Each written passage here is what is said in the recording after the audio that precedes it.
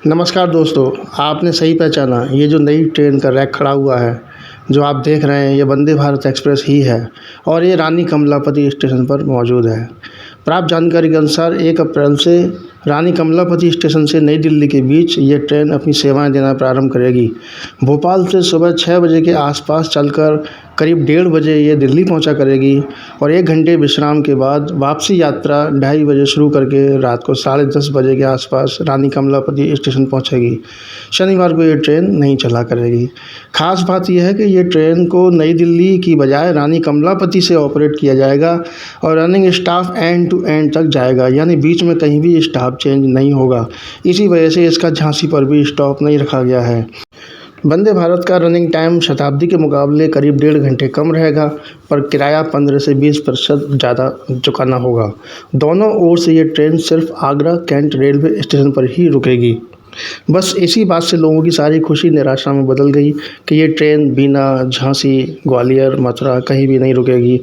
हालांकि कुछ सूत्रों का कहना है कि ये जानकारियां अभी अनंतिम हैं। अंतिम जानकारी के लिए हमें कुछ समय इंतज़ार करना चाहिए, लेकिन फिर भी लोगों में ये आशंकाएं हैं कि अगर जो जानकारी अभी तक आई है और वो ही सच साबित हुई, तो फिर इस ट्रेन के इकोनॉमिकली सफल संचालन के ऊपर कई सारे प्रश्न खड़े हो जाते हैं।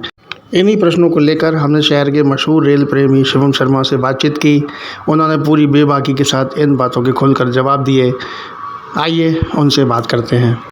सभी को नमस्कार, मेरा नाम है शिवम शर्मा और मैं एक रेल फैन हूँ। तो आज के इस वीडियो में हम लोग बात करने वाले हैं काफ़ी इंपॉर्टेंट टॉपिक के ऊपर। जैसा कि ग्वालियर के लिए जो 2 वंदे भारत प्रस्तावित थी, पहली तो थी नई दिल्ली से रानी कमलापति भोपाल वंदे भारत एक्सप्रेस, और जो दूसरी वंदे भारत थी वो थी नई दिल्ली खजुराहो वंदे भारत एक्सप्रेस।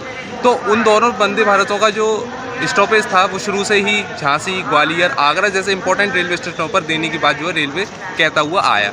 लेकिन अब समय आ गया है कि जो नई दिल्ली से रानी कमलापति की भी जो वंदे भारत एक्सप्रेस है, उसको चलाने का जो है रेलवे ने यहाँ पर अपनी जो तैयारियाँ हैं वो ज़ोरों शोरों पे यहाँ पर शुरू कर दी हैं।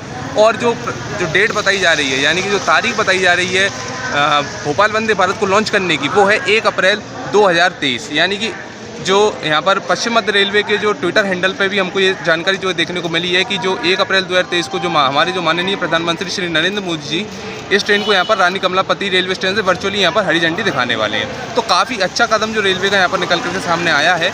और इस जो वंदे भारत का जो स्टॉपेज है दोस्तों, वो केवल यहाँ पर रानी कमलापति से दिल्ली के बीच में केवल आगरा कैंट पर इस ट्रेन का स्टॉपेज दिया गया है। अच्छा, मैं ये जानना चाहता हूँ कि ट्रेन दिल्ली से ऑपरेट होगी या भोपाल से ऑपरेट होगी? सर, ये जो ट्रेन है ये रानी कमलापति रेलवे स्टेशन भोपाल से ऑपरेट होगी।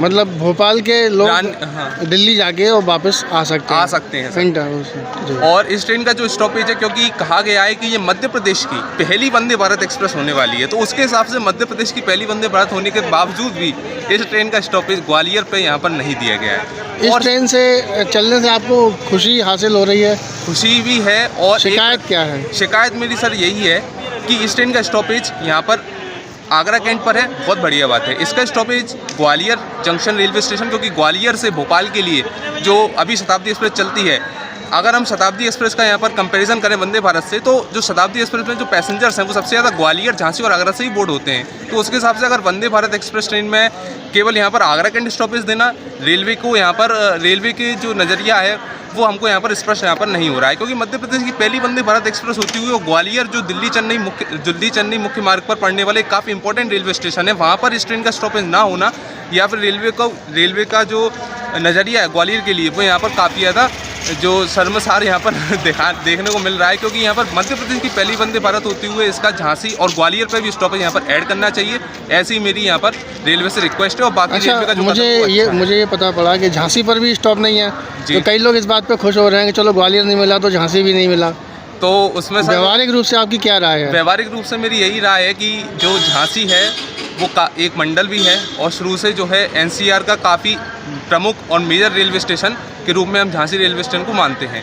और झांसी पे स्टॉपेज देना भी रेलवे को यहाँ पर देना चाहिए, और साथ में ग्वालियर रेलवे स्टेशन को भी इसमें ऐड करना चाहिए। क्योंकि शुरू से ही हम सब जानते हैं कि भोपाल वंदे भारत एक्सप्रेस और खजुराहो वंदे भारत एक्सप्रेस, ये दोनों ही वंदे भारत ट्रेनें इस रूट के लिए, दिल्ली चेन्नई रूट के लिए प्रस्तावित हैं। और इन दोनों ही वंदे भारत का स्टॉपेज जो है यहाँ पर दिल्ली से चलने के बाद आगरा और फिर ग्वालियर जंक्शन और फिर वीरांगना लक्ष्मीबाई झांसी जंक्शन पर प्रस्तावित है। मेरे हिसाब से अभी रेलवे का ये तर्क है कि झांसी पर इतना ट्रैफिक नहीं मिलेगा और वो एक टेक्निकल स्टॉप है जहाँ स्टाफ बदलता है, इसलिए वहाँ पर गाड़ियों को स्टॉप दिया जाता है। लेकिन ना इसमें तो सीधा स्टाफ जो होगा वो कमलापति चलेगा, दिल्ली तक जाएगा और वही वापस आएगा। तो फिर ऐसे में झांसी पे स्टॉप की ज़रूरत ही नहीं है। झांसी में ये रेलवे का मानना है फिलहाल। अगर यहाँ पर इस ट्रेन को स्टॉपेज यहाँ पर आगरा कैंट दिया जाता है तो हम ये नहीं कह सकते हैं कि सारे जो पैसेंजर्स हैं वो आगरा से दिल्ली के बीच में या दिल्ली से लोग, क्योंकि देखा जाए तो दिल्ली से ग्वालियर के लिए भी लोग वंदे भारत का उपयोग करेंगे, दिल्ली से झांसी के लिए भी उपयोग करेंगे। अगर ऐसे में आगरा कैंट पर स्टॉपेज दिया जाए तो आगरा कैंट से रेवेन्यू रेलवे को अच्छा मिलेगा, लेकिन जितना उससे मतलब रेवेन्यू अच्छा मिलेगा और अच्छा रेवेन्यू मिल सकता है अगर जो ट्रेन का जो स्टॉपेज है वो वीरांगना लक्ष्मीबाई झांसी और ग्वालियर जंक्शन पर भी दिया जाए। क्योंकि मध्य प्रदेश की पहली वंदे भारत होने का मतलब ये है कि मध्य प्रदेश के सबसे जो महत्वपूर्ण महानगर, जो कि महानगरों में शायद जो ग्वालियर शहर है वो चौथे नंबर पर आता है। तो उस हिसाब से ग्वालियर में इस ट्रेन का स्टॉपेज ना देना और साथ में वीरांगना लक्ष्मीबाई रेलवे स्टेशन पर इसका स्टॉपेज ना देना यहाँ पर थोड़ा ज़रा समझ से परे है। इसका स्टॉपेज कम से कम यहाँ पर झांसी पे 5 मिनट का और ग्वालियर पे भी यहाँ पर 2 या 5 मिनट का रेलवे को शेड्यूल के हिसाब से यहाँ पर बनाना चाहिए। ऐसा देखा गया है कि कोई भी ट्रेन शुरू होती है तो पहले प्रॉपर स्टेशनों पे स्टॉपेज नहीं दिया जाता है और फिर वहाँ के जो जनप्रतिनिधि होते हैं वो मांग करके या जोर लगा के वहाँ से करवा लेते हैं। जैसे अभी दिल्ली से जयपुर के लिए वंदे भारत चली थी तो उसमें अजमेर तक करा लिया जी। तो आपको लगता है कि बाद में यहाँ के प्रतिनिधि जोर लगाएंगे, विकास के मसीहा बनेंगे और फिर यहाँ उनके आशीर्वाद से यहाँ पे स्टॉप हो जाएगा? यहाँ के जो सांसद और जनप्रतिनिधि हैं उनको ही मैं यहाँ पर कहना चाहूँगा कि उनका जो काम करने का जो तरीका है वो बहुत ज़्यादा यहाँ पर तर्कसंगत नहीं है। क्योंकि अब देखने वाली बात ये हुई कि वंदे भारत का स्टॉपेज क्योंकि ग्वालियर में दिया नहीं गया है, तो अब ये देखने वाली बात हुई कि जो ग्वालियर सांसद हैं विवेक नारायण शिवलकर जी, वो ग्वालियर की जनता की मांग पर या फिर अपने समझ के अनुसार इस मैटर पर क्या कदम उठाते हैं। हमारा तो यही मानना है कि ग्वालियर लोगों की ये धारणा है कि नॉर्मल वे में अगर स्टॉप मिल जाता तो उतना जनप्रतिनिधियों को क्रेडिट नहीं मिलता और जब वो बिना रुके जा रही है और फिर हमने रुकवाया ये क्रेडिट करके वो कार्यक्रम यहाँ पे करेंगे तो उन्हें ज़्यादा राजनीतिक लाभ मिलेगा। इस बारे में आप क्या सोचते हैं? देखिए सर, ये बात भी सही हो सकती है क्योंकि क्या है कि जो वैसे जो ग्वालियर सांसद हैं या फिर जो जनप्रतिनिधि वगैरह होते हैं इनका तो काम होता है जनता की सेवा करना। अगर ग्वालियर में इसका अगर हम स्वाभाविक तरीके से स्टॉपेज देखें अगर होता तो यहाँ पर सांसद जी वगैरह यहाँ पर आ सकते थे, प्रोग्राम अटेंड कर सकते थे, हो सकता है हरी झंडी भी दिखाते। लेकिन अब यहाँ पर स्टॉपेज नहीं है और उसके बाद अगर वो यहाँ पर स्टॉपेज कराकर जनता का विश्वास यहाँ पर बढ़ाना चाहते हैं कि हम मतलब ग्वालियर के लोगों के लिए काम कर रहे हैं तो अच्छी बात है। हाँ, मतलब रेलवे नहीं देना चाहती थी पर हमने छीन के तुम्हें दिया है, ये है हमारी ताकत। और सांसद जी की रिक्वेस्ट पे अगर रेलवे मिनिस्टर यहाँ पर देना चाहें और वैसे ग्वालियर क्योंकि मध्य प्रदेश की पहली वंदे भारत तो अप्रॉक्सीमेटली यहाँ पर 2 स्टॉपेज यहाँ पर ऐड और होने चाहिए, ग्वालियर और झांसी। तो आपको ऐसा लगता है कि रेलवे ने अगर झांसी और ग्वालियर पर स्टॉप नहीं दिया है तो उसकी ये व्यवहारिक रूप से या इकोनॉमिकल तरीके से भी बेवकूफ़ी कहलाएगी? बिल्कुल कहलाएगी। तो क्या ये केवल सांसदों और प्रतिनिधियों को क्रेडिट देने के लिए ऐसे पॉलिसी अपनाई गई है या ये रेलवे की सरासर अदूरदर्शिता है? देखिए सर, इसमें जो है रेलवे की सरासर अदूरदर्शिता है क्योंकि रेलवे अगर हम देखें तो अभी तक 10 वंदे भारत ट्रेनें यहाँ पर लॉन्च हो चुकी हैं। ठीक है, सबको पता है कि दिल्ली से वाराणसी, दिल्ली कटरा, गांधीनगर, मुंबई और जाने कितनी सारी जो सोलापुर और ये मुंबई से शिरडी, ये सारी वंदे भारत आ चुकी हैं। तो ऐसा कोई भी वंदे भारत में नहीं देखा गया है कि एक स्टॉपेज यहाँ पर दिया जाए, वो भी केवल एक ही स्टॉपेज दिया गया आगरा कैंट पे। तो ऐसा जो है इकोनॉमिकली भी अगर ये देखा जाए तो वंदे भारत अगर इसके स्टॉपेज यहाँ पर नहीं बढ़ाए जाते हैं तो हो सकता है कि इसको रेलवे को इतना ज़्यादा प्रॉफिट ना हो, रेलवे का रेवेन्यू यहाँ पर डाउन भी हो सकता है। इसलिए रेलवे को अपनी दूरदर्शिता के आधार पर ये निर्णय लेना चाहिए कि इस ट्रेन के जो स्टॉपेज है उनको यहाँ पर बढ़ाया जाए, क्योंकि अगर वो नहीं बढ़ाते तो उनकी इकोनॉमिकली कंडीशन जो कि वंदे भारत को लेकर है, भोपाल वंदे भारत को लेकर, वो यहाँ पर डाउन जा सकती है। तो आपके हिसाब से यहाँ स्टॉपेज होना चाहिए? बिल्कुल सर, यहाँ पर होना चाहिए। ग्वालियर और झांसी में स्टॉप होना चाहिए, तभी इसका व्यवहारिक रूप सामने आएगा।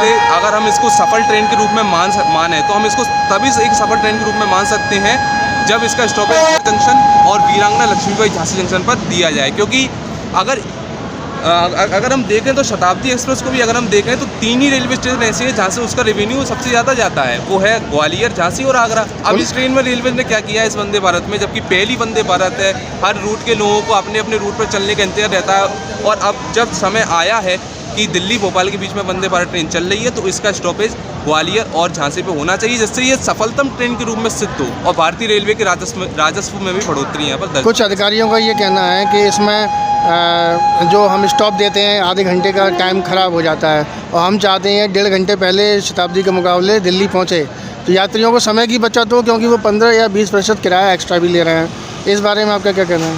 देखिए, जहाँ पर रेवेन्यू मिल रहा है और जहाँ से पैसेंजर मिल रहे हैं, मेरा मानना ये है कि वहाँ पर स्टॉपेज देना, यहाँ पर किसी भी तरीके के समय की बर्बादी नहीं की जा सकती है, क्योंकि अगर पैसेंजर ही नहीं मिलेंगे तो फिर ट्रेन की मेंटेनेंस का खर्च कहाँ से आएगा रेलवे के पास? ट्रेन खाली जाएगी, ट्रेन खाली रन करेगी तो रेलवे को लॉस ही लॉस होने वाला है। इसीलिए इस रानी कमलापति वंदे भारत आपकी वीडियो के थ्रू मैं रेलवे से ये रिक्वेस्ट करना चाहता हूँ कि जो रानी कमलापति से दिल्ली के बीच जो वंदे भारत ट्रेन चलाई जा रही है, बहुत ही सराहनीय कदम है रेलवे का, और इसका जो स्टॉपेज है वो यहाँ पर ग्वालियर और वीर लक्ष्मीबाई झांसी पर देना चाहिए।